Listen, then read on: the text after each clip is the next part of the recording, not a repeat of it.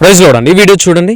క్రైస్తవ ప్రపంచానికి రీసెర్చ్ చేసి ఏదో ఊరిక నోటి మాటలో బయట చెప్పడం కాదు, ఏ పాస్టర్ అయినా సరే జీసస్ క్రైస్ట్ అనే పేరు కలిగినటువంటి ఒక వ్యక్తి హిస్టారికల్ గా చారిత్రకంగా ఉన్నాడు అని మీరు ప్రూవ్ చేయండి. హిస్టారికల్ ఫ్యాక్ట్స్ చూపించండి.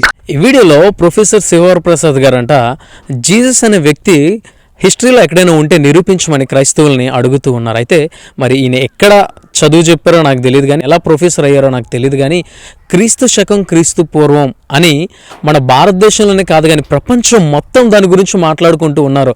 ఆ విషయం తెలియకుండా ఈయన ఏ విధంగా ప్రొఫెసర్ అయ్యాడు అనే విషయాన్ని ప్రశ్నిస్తూ ఉన్నాను. అంతేకాకుండా ఒక 4-5 తరాల యాన్సిస్టర్స్ ఎవరో మనకు తెలియదు, వారి తాత వారి ముత్తాత ఎవరో కూడా వారికి తెలియదు. కానీ యేసుప్రభు వారు ఎక్కడి నుంచి ఎలా పుట్టారు అనేది మత్తయి సువార్త 1వ అధ్యాయంలో ప్రతి ఒక్క చరిత్రను ఆయన లిఖించారు. అంతేకాకుండా ఒకవేళ నిజంగా ఈయన అంత తెలుసుకోవాలని ఆశపడుతూ ఉన్నట్లయితే, ఒకవేళ ఇజ్రాయెల్ దేశానికి ఆయన వెళ్ళగలిగితే ప్రతి ఒక్క ఆధారము, ఆయన సంచరించిన ఆధారము, ఆయన మరణించిన ఆధారము, ఆయన తిరిగి లేచిన ఆధారము, ఇవన్నీ కూడా ఇజ్రాయెల్ దేశంలో ఉంటూ ఉన్నాయి. దయచేసి ఈ మాటలు మీరు గమనిస్తారని, ఈ యొక్క ఆధారాలు సరిపోతాయని నేను విశ్వసిస్తూ ఉన్నాను. Thank you.